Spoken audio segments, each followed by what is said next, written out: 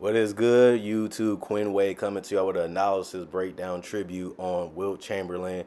Wilt the still the Big Dipper, the Goliath of the center position, had great hands, had good footwork, was able to use his strength, his size, and his lateral quickness to score the basketball and be a terror on that side of the court. Just was absolutely dominant. He can do it finesse, he can do it with strength, he can do it with brute force.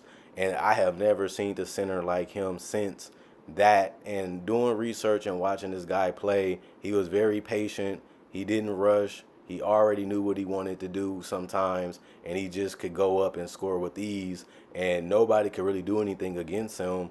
Even some of the greatest players and greatest defenders ever, he was still able to dominate his way and his style. And he was never intimidated. He was never scared of any situation. And I feel like that's what made him great. The ability to come straight at you, the ability to go right at you, the ability to know exactly how to break you and mold you as a player was something that made him so unique and so dominant for so many years.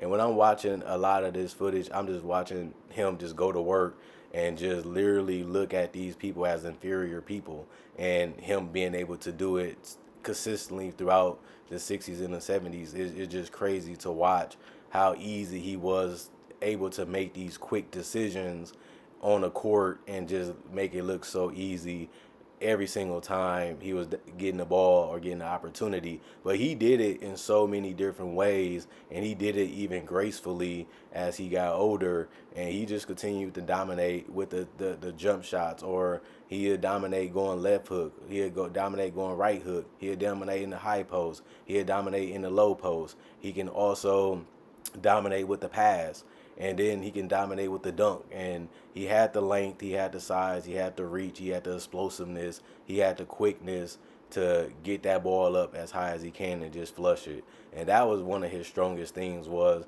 being able to finesse it over you, or just go right through you, or just go right past you and just put the ball in the basket so quickly and so fast that you will just have him right by you, and next thing you know, he's right at the basket scoring it over and over again.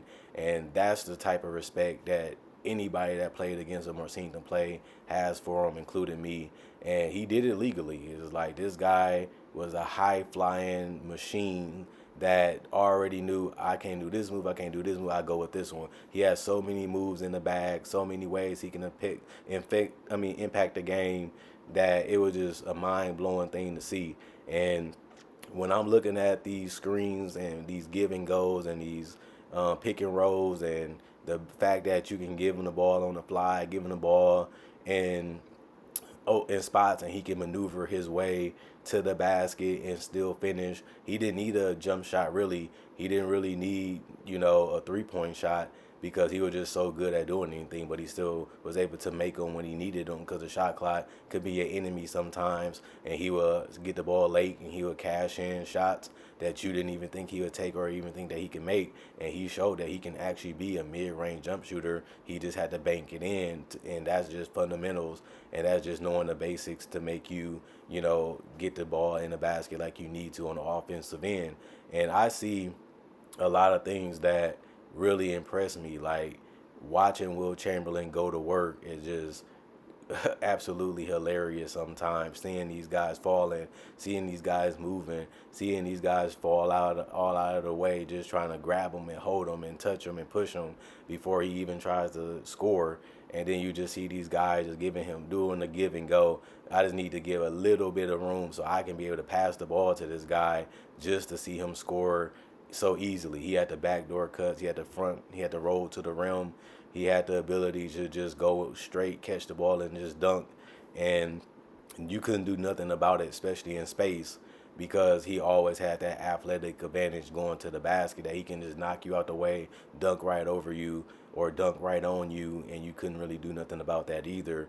And that was just a simplistic way of using him as a force in that paint. And it shows you that he was just great at covering space, even on the offensive end. And it was nothing that you can really do even in that way. And the fact that he was able to get the ball and give it back and get it back and still score in the give and goes and the dribble handoffs, it just shows you that he was just the focal point of any offense for a long period of time, showing you his dominance. Even as he started to age, he still looked good. Like, he was always in contender for best player in the league or most dominant player in the league his whole entire career. It just shows you why he's one of the greatest players on, that pedestal still to this day, because it's still some stuff that we see that other players just can't come to when it comes to accolades and things like that.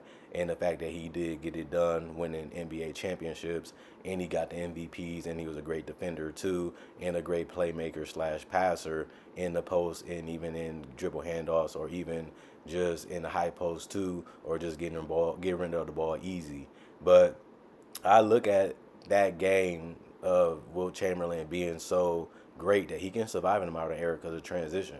He can run, he can catch, he can dunk, he can fly, and he did it so easy. And sometimes you can even call him a cherry picker. He was so quick and so fast compared to other bigs, or he knew how to evaluate situations compared to the other bigs, just reading these opportunities and just taking full advantage of them, and just putting his team in a successful, easy game as much as he could. He was more of a team player than people thought.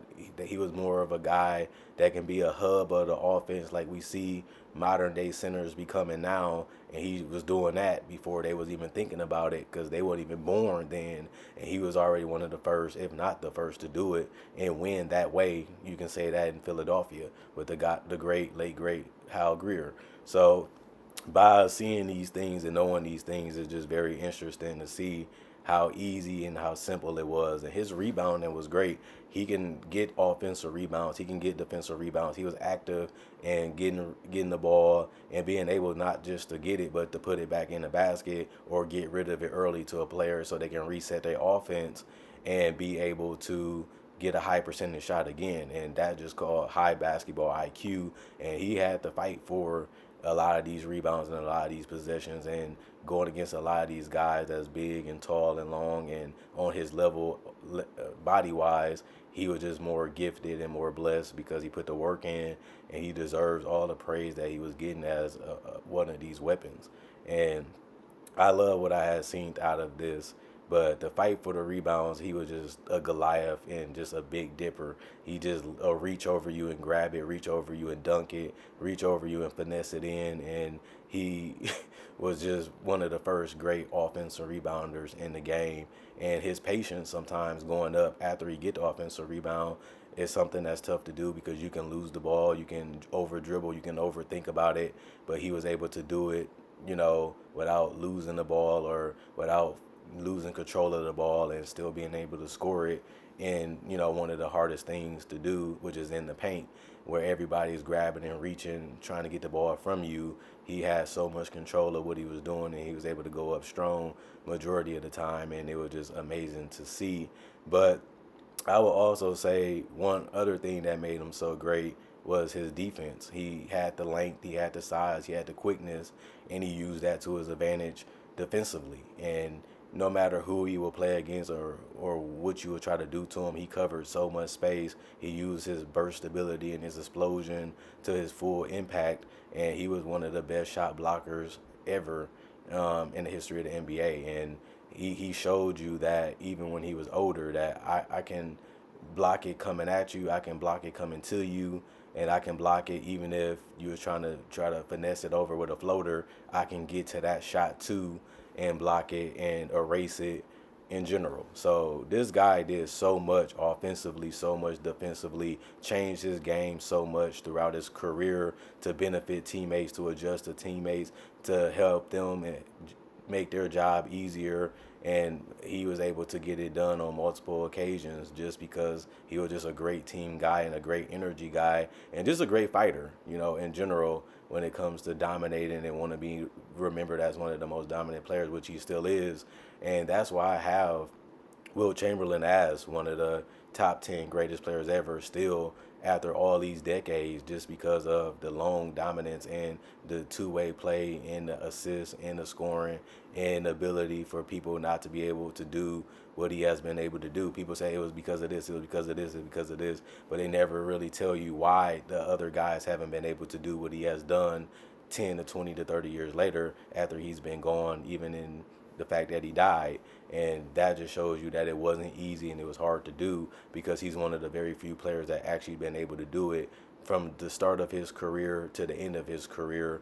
And that's just the God honest truth. If we're going to talk about Wilt Chamberlain, I know that people look at him as a loser. The NBA is full of great players and great teams, and we done seen some of the greatest teams get swept. We done seen some of the greatest teams get beat, and that's just part of the game. It takes a great team to take another great team to another level. And one thing I can say, he has beat some of the greatest teams.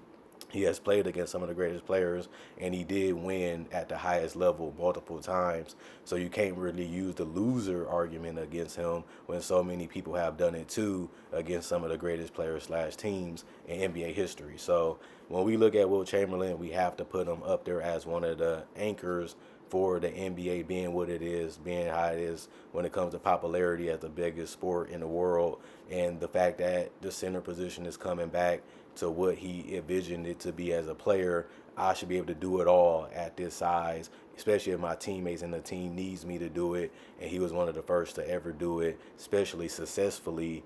And we have to give him a lot of praise and a lot of credit for that, because it's just the truth. And the numbers and the resume shows that he was able to do it for a long period of time, and he was able to leave the way he wanted to leave. And that's tough to do too, especially when you can just play it out for contracts, or just play it out just out of for pride's sakes. He just did it because he loved it, he enjoyed it, and he felt like he can dominate the game.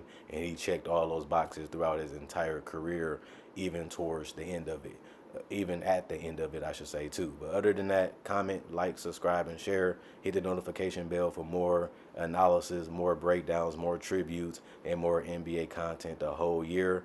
And that's all I can ask y'all to do. And all I can ask is y'all continue to support the channel like y'all have done for so many years. I've been in it for a decade. I've been dominated for a decade. So I love seeing other great people use their time wisely. Other than that, I'm gone.